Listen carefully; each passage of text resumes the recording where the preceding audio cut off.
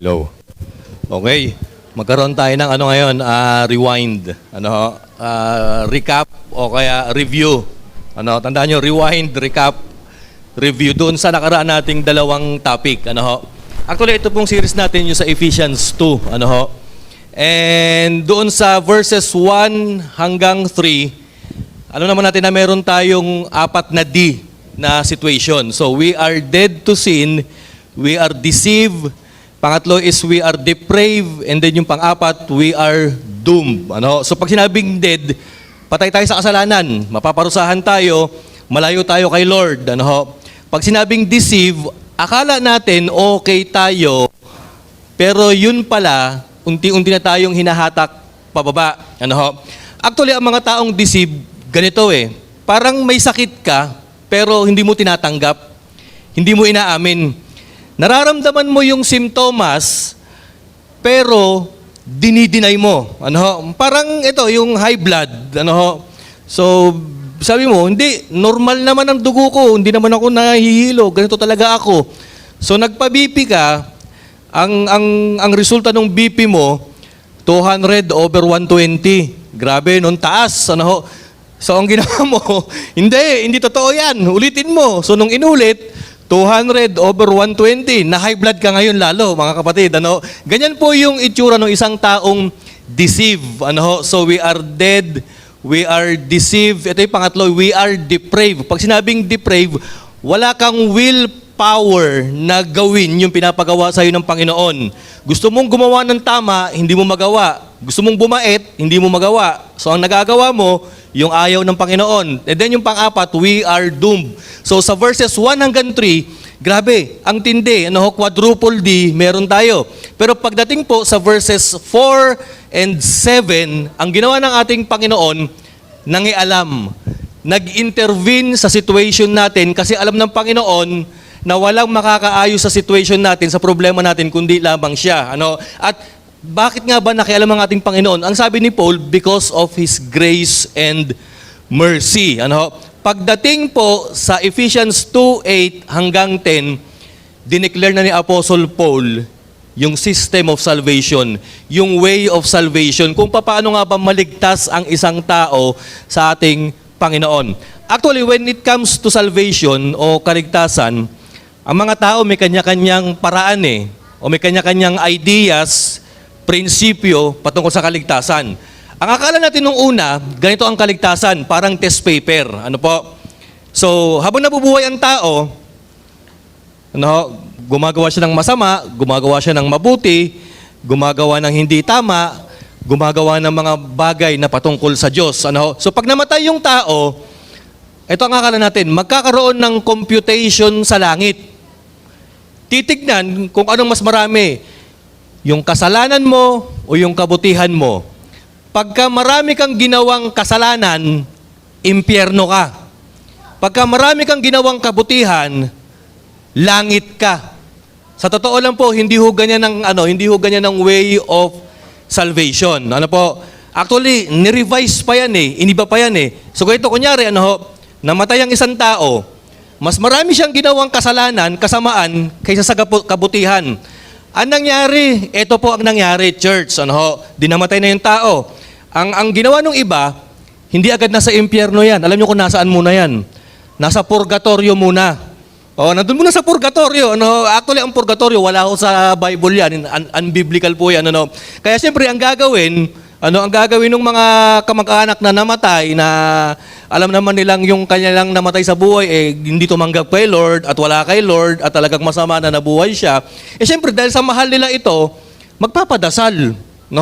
Di siyempre, ang sasabihin ng religious leader, ipagdasal natin para ma-promote sa langit. So, ang ginawa, mahal na mahal ka mag-anak nilang na mayapa, pinagdadasal, mga kapatid. So, ang nangyari, nung isang taon na pinagdasal, kinamusta nung isang anak, yung kanyang tatay, tinanong doon sa religious leader, ang sabi ng religious leader, actually, anak, yung dito, yung pataas, nasa langit na yung tatay mo. Pero yung dito, pababa, nasa impyerno pa. Siguro mga 3 dasalan pa para buong katawan makalangit na, sabing gano'n. Di next year, nagpadasal ulit. Ito na nangyari. Tinanong ulit nung anak, nasa na po yung kaluluwa ng aking tatay? Mula binti pataas, nasa langit na. Ano, yung dalawang binti pababa, nasa impyerno pa. Ayan, bombahin pa natin ng padasal next year. Di sumapit ang kanyang death anniversary, sunod na taon, pinadasal ulit. Biruin mo ang sabi nung mga kamag-anak sa kanilang religious leader, "Brother, nasaan na po yung kaluluwa ng aking tatay?" Alam mo sabi nung religious leader, yung kaliwang paa na lang ang nasa impyerno, yung buong katawan halos nasa langit na. Alam mo sabi ng mga anak, nagulat sila eh. Alam niyo po, niloloko niyo po kami. Sabi nung religious leader, "Bakit?" Kasi yung kaliwang paa ng tatay namin putol eh. Ba't sasabi mo na sa impyerno? Sabing gano'n eh, no? So nakita nyo, church, kung minsan, akala natin, tama yung ganong paniniwala eh, no? Pero hindi po, mga kapatid, So ito, ano nga ba, kung ganun pala, ano nga ba ang way of salvation? Actually, sa totoo lang, church, ang paraan para maligtas mo sarili mo, napakahirap. Kailangan 100% sinless ka at 100% gumawa ka ng mabuti sa buong buhay mo. Tignan mo yung katabi mo kung walang kasalanan yan. Lahat tayo makasalanan. Lahat tayo may sala. Tama mo ba, mga kapatid? So in short pala, ito pala, wala palang maliligtas sa pamamagitan ng paggawa ng mabuti. At hindi totoo yung magkakaroon ng computation sa langit na mas mataas yung good works mo kaysa doon sa evil deeds mo. Hindi ho yun. Ang talagang paraan ng kaligtasan para maligtas ka, kailangan inosente ka forever na nabubuhay ka habang buhay mo. Ang problema, walang nakagawa nun eh. Kaya nga dineklara ni Apostol Pablo, meron tayong quadruple D. You are dead, you are deceived, you are depraved, and you are doomed. So, paano pala? Panginoon, wala palang maliligtas eh. Di lahat tayo impyerno na. Oo, tama po yan. Pero ang good news, pagdating sa verse 4 hanggang 10 ng Ephesians 2, dahil sa biyaya ng Panginoon, naawa siya sa inyo. Nag-open ang Panginoon ng alternative way para tayo ay maligtas. So hindi tayo maliligtas sa pamamagitan ng pagsunod sa kautusan at paggawa ng kabutihan kasi nagkasala tayo. Ang makakaligtas lamang sa langit, mga kapatid, yung walang kasalanan. Pero, sabi ni Paul, ngayon kung di mo kaya sa sarili mo, ito yung isang alternative way at best way, yung way of grace. Okay, ngayon basahin natin yung sabi po rito. Ang title nating mensahe, ito, Saved by Grace. Ephesians 2, chapter 8 hanggang 10. So sabi ni Pablo, basahin natin, "For it is by grace that you have been saved." Ano sabi niya ulit?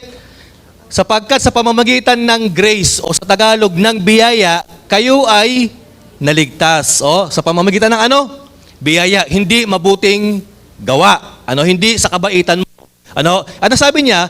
True faith. And this is not from yourselves. Nakita niyo yung emphasis ni Paul. Ang kaligtasan mo, dahil sa binigay ng Panginoon, dahil sa awa ng Panginoon, dahil sa biyaya niya. At tatanggapin mo sa pamamagitan ng pananampalataya at hindi ito mula sa iyong sarili. Ito ay regalo, kaloob ng Diyos. Sa verse 9, sabi niya ganyan, "Not by works so that no one can boast." Hindi ka naligtas sa pamamagitan ng kabutihan mo nang sa gayon wala man makapagmayabang na ikaw ay mabait. Ayan, Kasi alam mo kapatid, pagka merong taong nagyayabang na siya ay mabait, alam mo, kakantahan na lang kita. Alam mo kung anong kanta ikakanta ko sa'yo?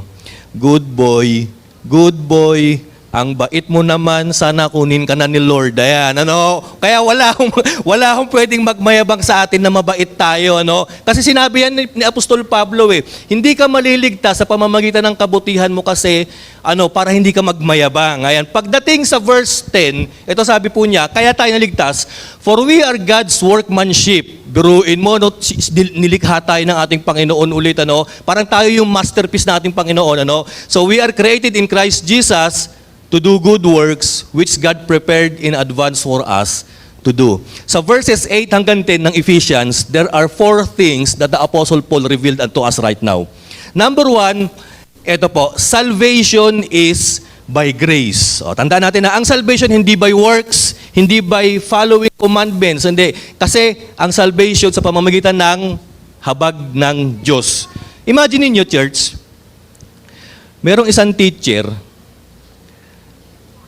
Grabe, ang kanyang passing grade Hindi po 75. Alam niyo po kung ano? 100%. Kailangan 100% na perfect mo ang exam. Yun lang ang passing grade niya. Kapag ka ang teacher mo, ang passing grade 75, masaya ka na kasi madaling makakuha ng 75 eh. Actually, maka 74.5 ka, ira-round up 75, ang tawag dyan, pasakawa eh. Pero this teacher, 100% kailangan ma-perfect yung exam. Ang problema ito, wala nakakuha ng exam. Wala nakakuha ng passing grade na 100. May nakakuha, pinakamataas na, 90. Pero, bagsak pa rin eh. Alam nyo, ganyan ang kaligtasan pagdating sa ating Panginoon. Gumawa ka ng kabutihan mo kahit 90%, bagsak, impyerno ka pa rin. Totoo po yan. Pero dahil sa mabuti ang Panginoon, gumawa siya ng isang paraan na maliligtas ka hindi sa kabutihan mo, kundi sa kabutihan ni Kristo. Na matutubos ang kasalanan mo, hindi dahil sa pagsasakripisyo mo sa Kanya, kundi dahil sa cross ni Kristo, kapatid. Ang tawag diyan, salvation by grace. But the question is this, tinatanggap mo ba si Kristo bilang tagapagligtas sa buhay mo? So we are saved by grace. Sabi ko nga po rito, karugtong, listen to this. Grace is God's unmerited favor to those who had transgressed His commands and deserve His wrath. So yung habag daw ng ating Panginoon o yung kanyang biyaya raw, ito raw yung hindi mo pinaghirapan na nagbigay sa iyo ng Panginoon na kung saan ikaw ay nakapag-violate ng kanyang commands at karapat dapat sa kanyang puot dahil sa iyong kasalanan. So i-define mo ulit natin yung grace and mercy. Yung mercy, eto, you didn't get what you deserve. Okay, yung grace, you get what you don't deserve. Parang nakakalito. Pero himay-himayin natin. Okay, ano ibig sabihin ng mercy? Ang mercy, ito. Ibinigay o hindi sa iyo ibinigay yung karapat-dapat. Yung karapat-dapat sa iyo, hindi binigay sa iyo ng Panginoon. Okay, ito ang mercy in a sense na karapat-dapat mong mapunta sa impyerno. Pero kinancel ni Lord. Yan ang mercy. Ito ang grace, kapatid. You get what you don't deserve. Hindi ka karapat-dapat pumunta sa langit, pero ibinigay sa iyo ng ating Panginoon. Listen to this. Ito ang grace, ito ang mercy, mas malawak yung grace. Mercy cancels our sin, kapatid, pero grace gives us heaven, mga kapatid. Nakita nyo yung kagandahang loob ng ating Panginoon na hindi ka karapat-dapat, pero ibinigay sa iyo ng ating Panginoon. Unmerited favor nga eh. Sabi pa po rito, church, karugtong, grace is the basis and cause of our salvation. Tandaan nyo, ang langit merong dalawang pintuan. Papasok ka sa langit sa pamamagitan ng buting gawa at pagsunod sa kautusan, pero hindi mo nagawa. Pero pwede kang pumasok sa langit in an alternative way. Ayan. Ang tawag yan, the way of grace, mga kapatid. So, grace is the basis and the cause of our salvation. Dito ka na ngayon sa grace pupunta. Ngayon ito ang tanong, ano ang gagawin ko sa grace na yan? Okay. Ito yung pangalawang point ni Paul. Salvation is accepted through faith. Ayan. So, ito na. Sabi ng Panginoon, hindi ka maliligtas sa pamamagitan ng mabuting gawa mo. Maliligtas ka sa pamamagitan ng biyaya ko. Okay, ito ang tanong mo. Panginoon, paano ko tatanggapin yung iyong biyaya? O di ba't may mga kaloob sa atin yung mga gobyerno? Yung porpis, yung tupad. O di ba't anong gagawin mo para makuha mo yan? Di ba may gagawin ka? May part ka na gagawin. Actually, church, ang part natin sa kaligtasan, alam niyo po ba kung ano? Yung pananampalataya natin. Maniwala tayo sa Diyos, maniwala tayo kay Kristo, maniwala tayo sa person, works, and the love of God that is in Christ Jesus. So, tatanggapin mo siya sa pamamagitan ng pananampalataya, mga kapatid. O kung minsan tinatanong natin, ano ba yung pananampalataya? Actually, church, sa totoo lang, lahat ho tayo in-exercise natin yung faith natin everyday. Totoo yan. Minsan sinasabi natin, wala akong pananampalataya sa Diyos eh. Pero tanungin kita, kung wala kang pananampalataya sa Diyos o wala kang pananampalataya, pag umiinom ka ba ng Coke, inaalam mo ba kung expire yung Coke?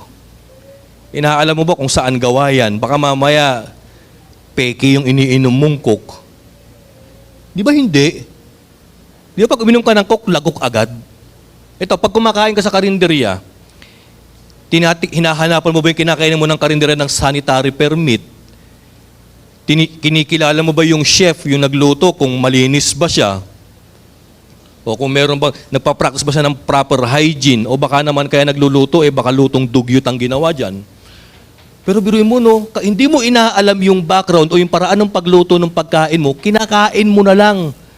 You take it by faith na alam mo, masustansya, masarap at malinis yung kinakain mo. Ganyan po ang faith, mga kapatid. O, di ba, ito sasakay ka ng jeep, kapatid. Ayan, ano. Hindi mo inaalam yung background ng driver. Wala naman siguro sumakay ng jeep dito nagtanong, "Ma, may lisensya po ba kayo? Ay, nagda-drugs ba kayo? Kasi kung nagda-drugs kayo at wala kayo lisensya, hindi ako sasakay." Walang gumaganon dito. Meron kang faith sa driver tsaka doon sa kanyang jeep, mga kapatid. Alam niyo, minsan sumakay ako ng jeep, papuntang Malanday, kina Jenny nung araw. Yung driver, nagulat ako eh. Gumaganon eh. Oo. Nasa harapan ako eh. Hindi kayo namamalikmata lang ako. Gumaganon oh. Ano to? Naka-drugs ba to o ano? Pero alam niyo, habang nagpapa-andor siya, ang galing eh. Para siyang para siyang Formula 1 driver, mga kapatid. Oo, para siyang si Michael Schumacher kung mag-drive. O kaya yung mga magagaling mag-drive. Ang galing eh. Alam niyo, parang minsan naisip ko, tatalon na lang ba ako? Pero tinignan ko dun sa kanyang mga, sa jeep, kompleto requirements eh. Sabi ko, sige, sakyan ko. Total, malapit lang naman, hanggang Malanday lang naman eh. Sabi kong ganun eh, no? Actually, kahit papaano, I put my trust in that guy, mga kapatid. Di ba't minsan, tama po ba mga kapatid, na sa araw-araw na ginagawa mo, ginagamitan mo ng faith ang mga choices mo sa buhay.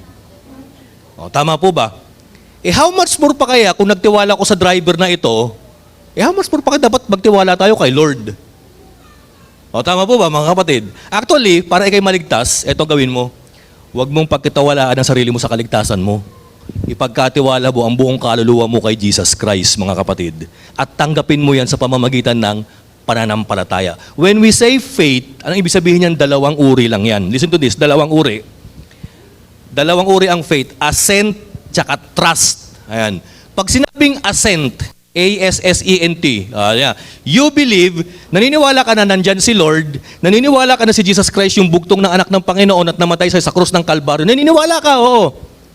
Yun, ang tawag dyan, assent, paniniwala. Pero ang tanong ito, meron ka bang trust o pagtitiwala? Na yung pagtitiwala ito, isinusurrender mo yung buhay mo kay Jesus Christ, isinusuko mo yung kasalanan mo at ibinibigay mo na sa Kanya na talagang binigay mo yung buhay mo para sa Kanya at sumunod sa Kanya. Yun po yung trust. Listen to this, church. Ang daming tao naniniwala kay Lord pero walang pagtitiwala sa Diyos. Ito. Naniniwala ka ba kay Jesus Christ? Oo naman. Ang tanong, nagtitiwala ka ba?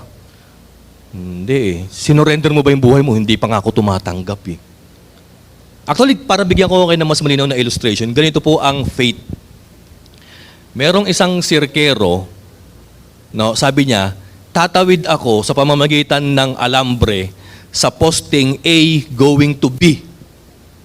Sabi ng mga tao, naniniwala kami. Di tumawid yung sirkero, naniwala naman sila. Ito ang challenge nung sirkero pabalik. Ito ang challenge ko. Sige, sino magbo-volunteer? Ipapasan ko. Alam niyo, walang nag-volunteer.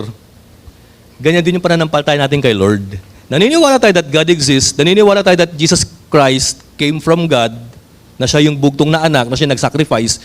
Pero we don't, hindi tayo pumapasan kay Lord o hindi tayo nagpapapasan kay Lord para itawid tayo sa wire, mga kapatid.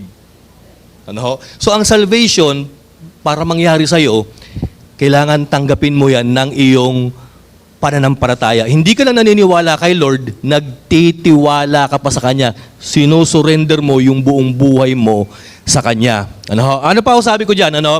Ito po, faith is man's response by which they receive God's salvation. Nakita niyo po yan? Ito yung response natin. Ito yung part natin sa kung paanong paraan natin tatanggapin yung grace, kaligtasan ng ating Panginoon. Next, sabi ko pa nga ho rito, yung pangatlo po yata, ito na yata yung pangatlo. Listen to this. Ito na, ang kaligtasan by grace. Ang kaligtasan by grace matatanggap by faith. Ito yung pangatlong point na sinasabi ni Pablo. Salvation is not from ourselves nor by our good works. Ayan. Actually, church, kahit ilang beses ka pang magpapako sa krus tuwing mahal na araw, mamanata, mga kapatid, kahit ilang panata pa yan kung anong ginawa mo, panatang makabayan, panatang makalangit, panatang makagenti, kahit anong panatang makabarangay pa yung ginagawa mo, kapatid, kung ang ginagawa mo human effort para maligtas, naku po, walang merit yan kay Lord.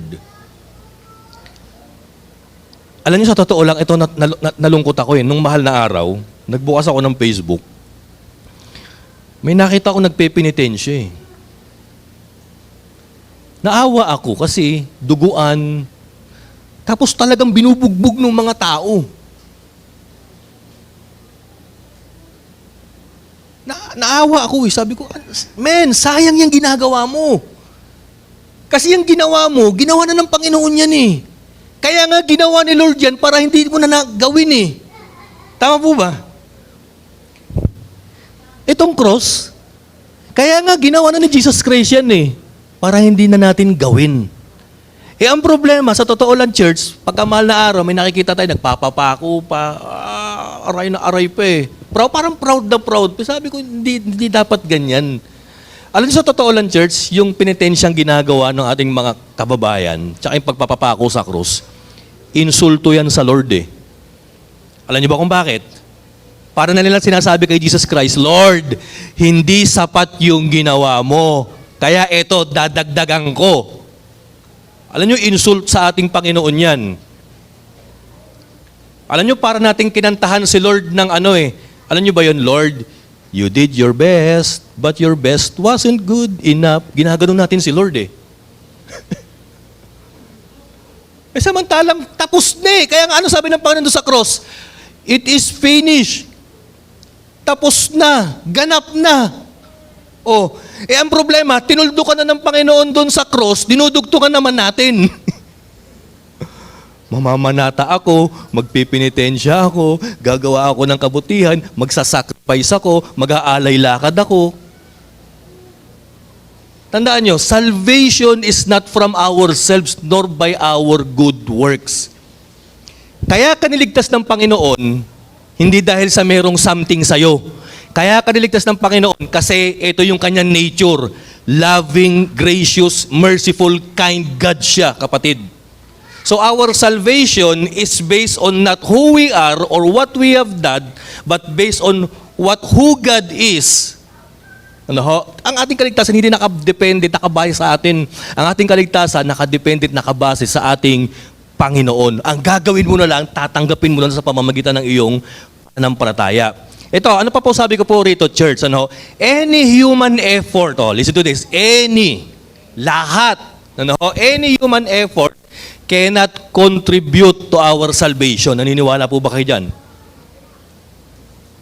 Lahat, yung kabutihan mo, yung pag-church mo, walang kinalaman yan, kapatid, para ikaw ay maligtas.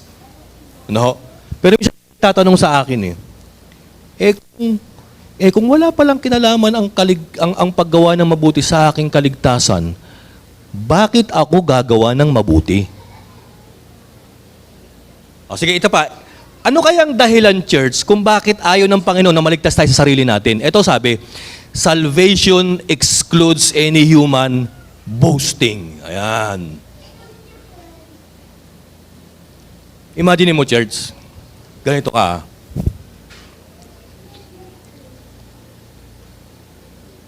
Nagkaroon ka ng family, pero wala ka talagang kaya ng itaguyod yung pamilya mo. Wala kang kakayanan kasi mahirap ka, kasi wala tayong natapos, kasi walang-wala talaga tayo. No? Pero yung tatay mo mayaman, kapatid. Grabe, no? Ngayon, ang ginawa ng tatay mo ito, pinatayuan ka ng mansyon. Dahil sa mahal ka niya eh. Actually, rebelde ka pa nga eh, pero mahal ka ng tatay mo, pinatayuan ka ng mansyon, binigyan ka ng supercar, hindi lang luxury car, supercar. Ayan. Pagka sinabing supercar, Lamborghini, Bugatti, Ferrari, Maserati. Ayan. Kasi ang kotse ko lang, yung Maserati. Ayan. Pero yung binigay sa yung Maserati Corsa. Ayan. Grabe, ang ganda. Kasi ito pa, binigyan ka pa ng kumpanya at negosyo. O ngayon, ikaw, yung tao na pasaway, wala kang natapos kasi nga pasaway ka, tapos hindi ka pa naging mabuting anak, sa tingin mo ba magyayabang ka sa buong mundo na sa meron kang estado sa buhay? No! Kasi hindi ka naman karapat dapat bigyan ng bahay, ng magandang kotse at ng kumpanya. Lahat yan dahil sa ama mo na awa sa'yo. Hindi mo pinaghirapan yan. Ganon din ang kaligtasan, kapatid. Tama po ba? Wala tayong maipagmamalaki sa ating kaligtasan. Alam niyo, tama sabi ni Paul sa Galatians 6:14 yata ito, si Christ lang daw ang tanging ipagmamayabang niya sa buhay niya. And in the same way, dito sa lalaking nakapagmana na ito, tanging ang tatay lang niya, ang accomplishments at kabutihan lang ng tatay niya ang maipagmamayabang niya. Siguro may barkada siya sasabihin sa kanya, grabe, ang gara naman ng kotse mo, ang lupit mo talaga, ang galing mo. Ang sasabihin ng lalaki, hindi. Sa biyaya, sa grace, binigay lang sa akin yan. Grabe, ang galing mo bro, nakapagtayo ka ng kumpanya. Hindi rin. Sa pamamagitan din ng biyaya at grace ng aking tatay, kaya ako nagkaroon yan. Di ba? Sasabihin sa'yo, ang ganda ng mansyon mo, ang mahal niyan, paano mo naipundar yan? Ano bang trabaho mo? Hindi. Dahil sa kabutihan at yamang loob ng tatay ko, binigay sa akin yan. Siyempre, sasabihin sa'yo ng mga kabarkada mo, Tol, ang sarap maging anak ng tatay mo. O yan, di ba? Actually, pagka tayo'y Kristiyano at nabago yung buhay natin, alam mo, sasabihin ng mga believer sa atin, dahil sa nakikinig pagbabago, Tol, ang sarap maging anak ng Diyos kagaya mo. Tama po ba? Tanda natin, salvation excludes any human boasting. Ito na yung pang-apat. Ngayon, kung wala palang kinalaman ng ang paggawa ng mabuti sa kaligtasan, bakit ako gumagawa ng mabuti? Ano bang dahilan bakit ako magpakabait? Total, pupunta rin lang pala ako langit. Alam niyo po ba kung ano ang dahilan kung bakit ka gumagawa ng mabuti? Ito po. Good works, salvation results into good works. Good works are the result, are the fruit of your salvation, mga kapatid. Tingnan po natin ito para mas maintindihan natin. Hindi ka gumagawa ng mabuti kasi gusto mong maligtas. Ito, gumagawa ka ng mabuti kasi ligtas ka. Hindi ka nagpupunta sa church para pupunta ka sa langit. Hindi. Kaya ka nagpupunta sa church, kasi nasa langit na talaga ikaw. Kumbaga, kaya ka pupunta sa church kasi epekto yan ng iyong shining inheritance in heaven, kapatid. Tama po ba, mga kapatid? So, salvation results into good works. Ang kabutihan mo, ang purpose niyan, kapatid, yan yung side effect na ikaw ay naligtas. Kaya ako, church, pag may nakita akong nagkiklaim that they are Christians, alam mo, tinitignan ko para sila para makilala sa mga salita toong Kristiyano, tignan mo yung good deeds. Tignan mo yung good deeds. Ano sabi ng Panginoon? Dahil sa pamamagitan ng inyong pag-iibigan, dahil sa pamamagitan ng iyong paggawa ng mabuti, sabi niya, malalaman daw ng sanlibutan na tayo raw ay kanyang mga alagad. So tandaan natin, hindi tayo gumagawa ng mabuti para pupunta tayo langit, hindi. Gumagawa tayo ng mabuti kasi ligtas na tayo. Merong isang kriminal na sintensyahan, nakulong, nakapatay siya, murder ang kaso, somewhere in France. Ito nangyari sa kanya. Nakaranas siya ng iba't ibang uri ng torture sa loob ng kulungan.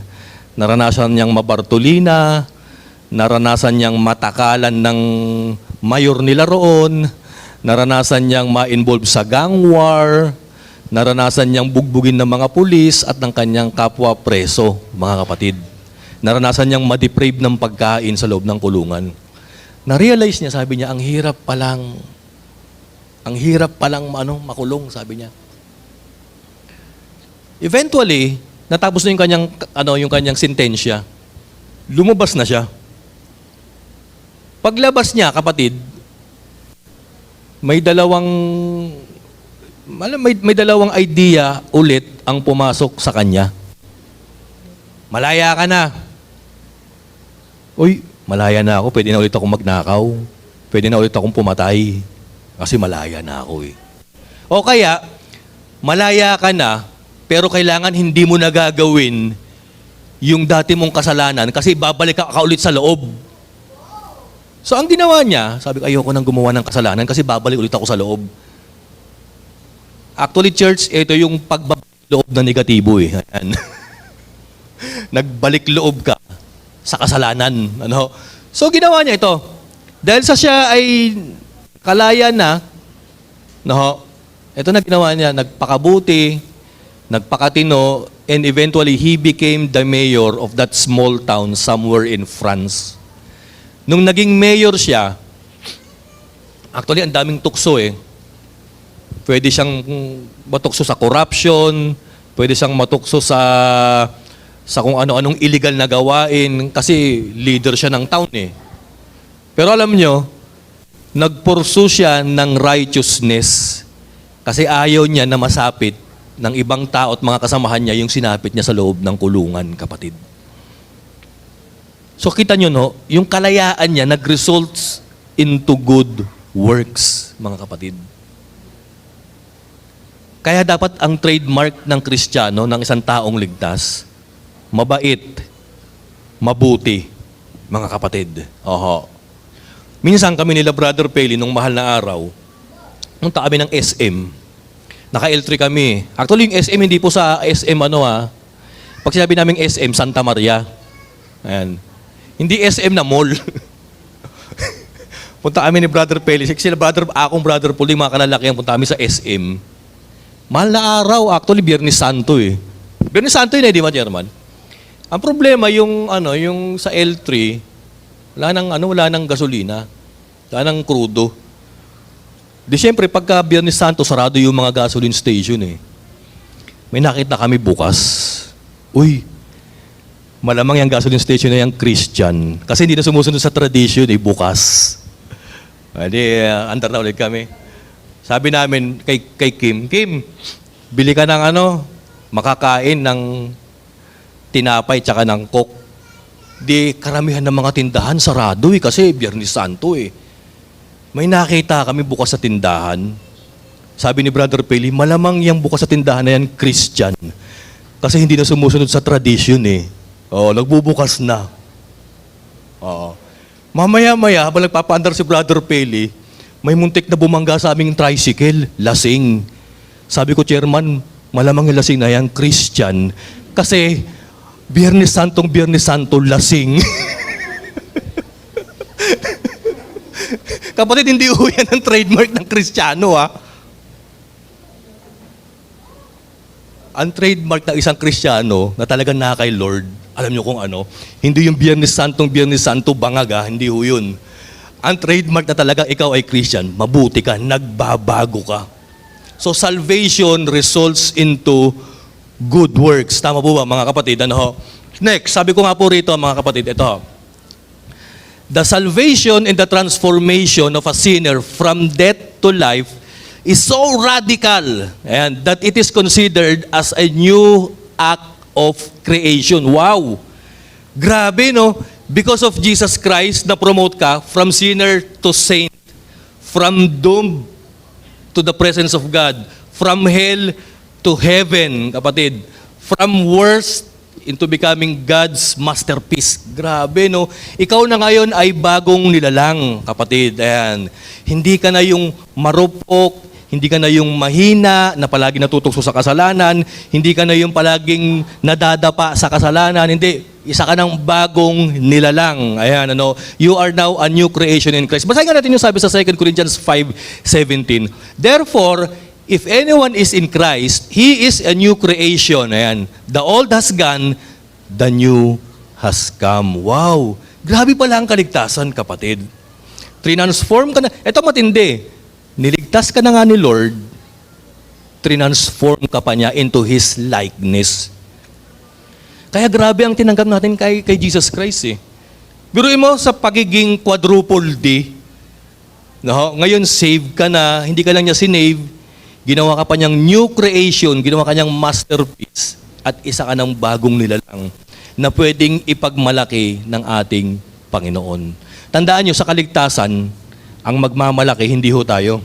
Ang magmamalaki, si Lord. Ipagmamalaki ng Panginoon yung kanyang act of salvation sa cross of Calvary. Ipagmamalaki ng ating Panginoon yung act of transformation na nangyayari sa buhay natin to the point na yung ibang tao nagugulat because they have witnessed a radical transformation in your life. Ayan. Nagtataka sila, dati-dati ang gulo nitong kapitbahay kong ito, ngayon tahimik na.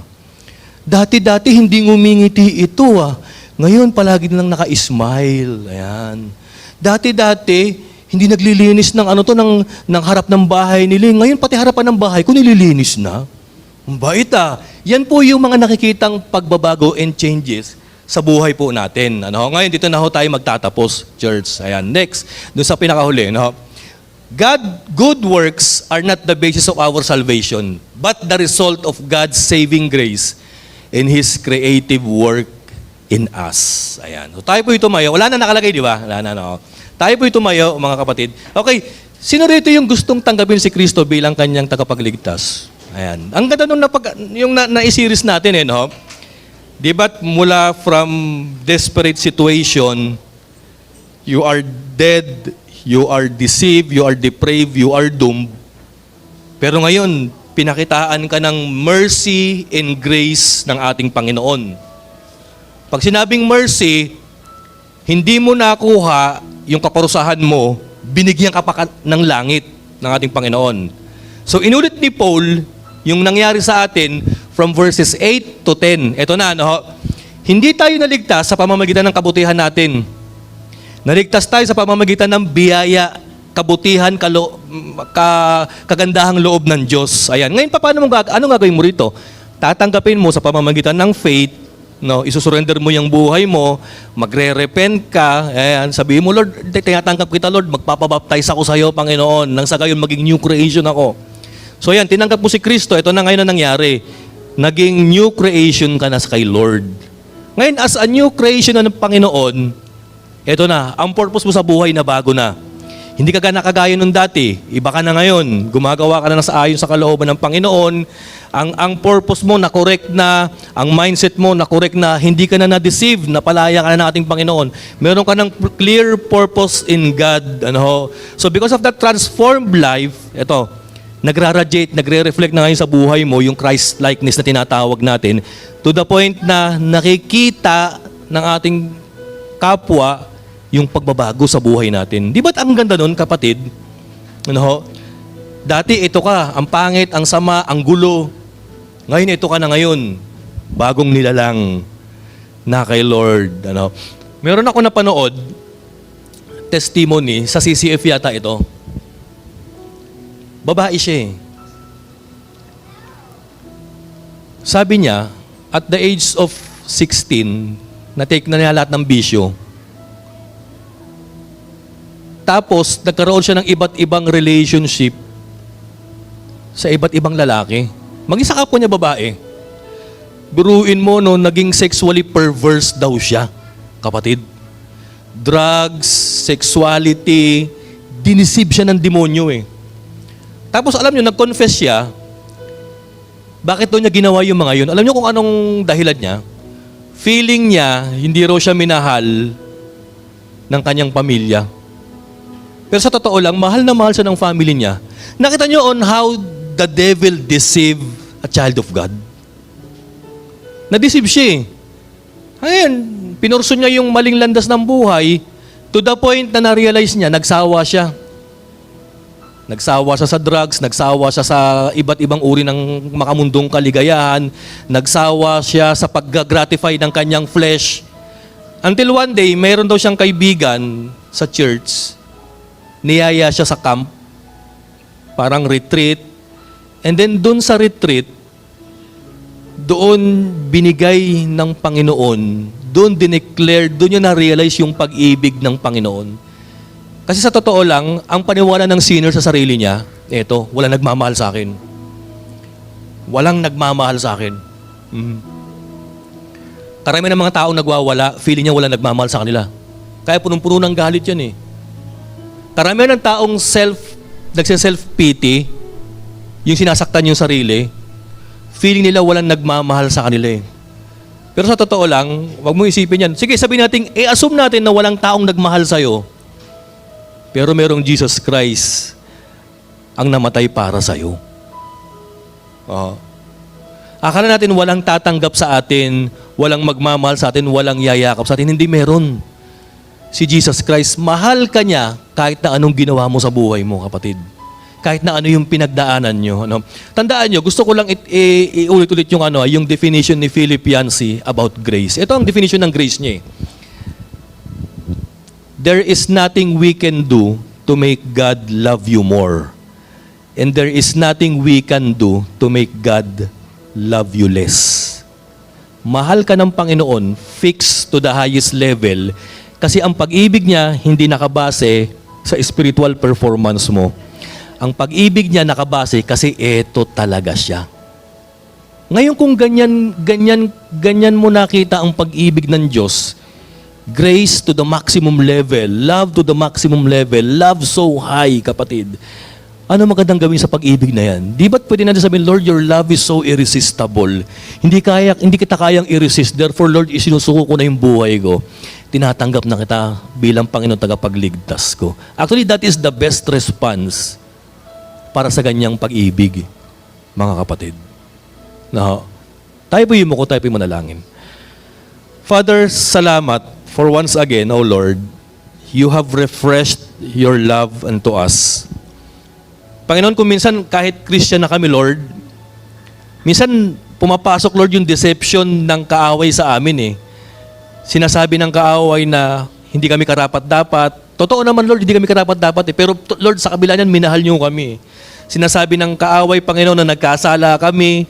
Inuulit palagi niya, Lord, yung nakaraan namin. Pero Father, salamat for your reminder, O Lord, na pinaalalahan niyo kami ng inyong grace, ng inyong mercy. At salamat, O Lord, dahil isinama niyo kami, Panginoon, sa inyong family. We are now a new creation in Christ, Panginoon, na kung saan, Lord, kaya kami gumagawa ng good works, hindi para pumunta sa langit eh. Kaya kami gagawa ng good works kasi epekto yan, Lord, ng kaligtasan tinanggap namin. I pray, Father, that this good message of yours, Panginoon, ay ma-practice namin sa buhay namin at ma-share namin, Panginoon, sa mga taong wala pa ho sa inyo. And if ever right now, Panginoon, meron akong kapatid dito, Panginoon, na wala pa sa inyo, pero willing tumanggap, ngunit nahihiya, Panginoon, patuloy ho kayong mangusap sa Kanya, O Lord. Patuloy niyo po siyang yakapin, O Lord. Patuloy po, Lord, na makonvict at makonvince siya of your love, Panginoon. Lord, kung meron man ho sa amin, Panginoon, right now, ang nangangailangan, Lord, ng assurance, ng yakap, ng pag-ibig, Father, gamitin niyo ho kami, Panginoon, to become a dispenser of your grace, O Lord. Help us, O Lord, to forgive. Help us, O Lord, to share your love. And help us, O Lord, to demonstrate your love. Panginoon, maraming salamat po. Ito po ang aming panalangin. In Jesus' name we pray. Ang lahat po ng naligtas sa grace ni Jesus Christ ay magsabi ng Amen.